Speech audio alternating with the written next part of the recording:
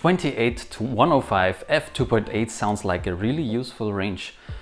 This old lens can deliver that, but we have to take a closer look. Hi, I'm Joe for Video, professional videographer from Austria. Today I want to take a look at this old fella. This is the Tamron 28 to 105 f2.8. It was made in the 90s by Tamron and I have a copy with EF mount. 28 to 105 millimeters sounds like a very useful range. 28 millimeters is wide enough for most use cases and 105 millimeters at the telephoto end covers most of the use cases. That's the reason why 24 to 105 f4 lenses are so popular. If a manufacturer would make a lens with this specs, I would buy it anytime. So can this lens be a hidden gem? This review is very video-centric and I got a broken lens where the zoom ring doesn't work anymore, so I have to extend this lens this way. And also I had a very strange rattling noise in the lens and I wasn't able to pull the zoom all the way in and out, so I had to open my lens up and out fell a little piece of metal. Since then the lens is fine, but I can't autofocus anymore. So if that's really important to you, I'm really sorry I can't cover that. Other than that, I used this lens on my Panasonic S1 and took it for a ride on the bike. So have fun!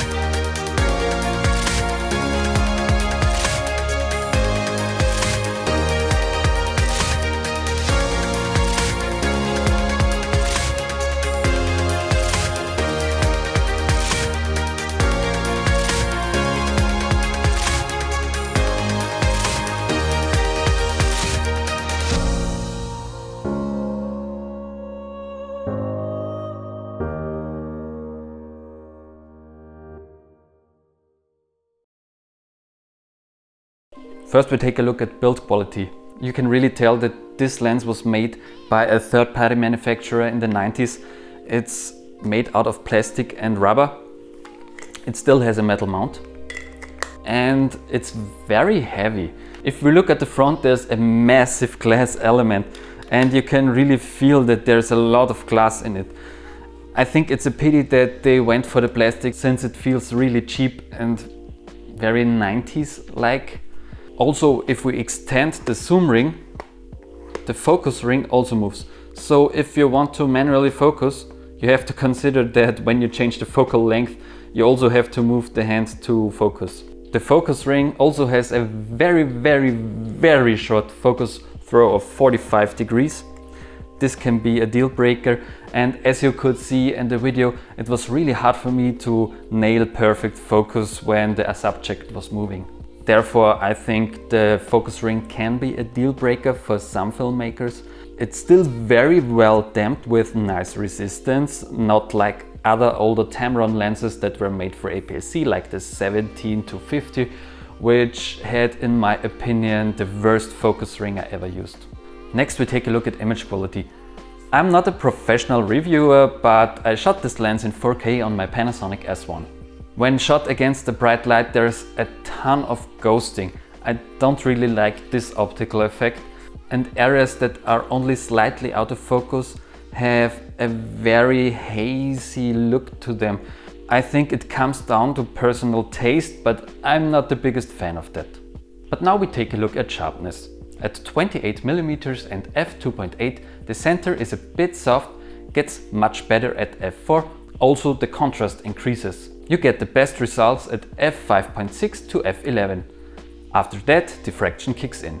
The corners at f2.8 are very soft, they get better at f4, even better 5.6, f8 up to f11, but They never really clear up. Also, there is always a little bit of chromatic aberration, and at f16 you see the effects of diffraction. When we zoom in a little bit to 50 millimeters, the center is very soft and has low contrast. It gets much better at f4 and f5.6, f8 to f11. At f16 and above, you lose sharpness due to diffraction. When we take a look at the corners, I have very bad news. They are extremely soft. I don't know why it's so extreme, but at f2.8 the corners are very bad.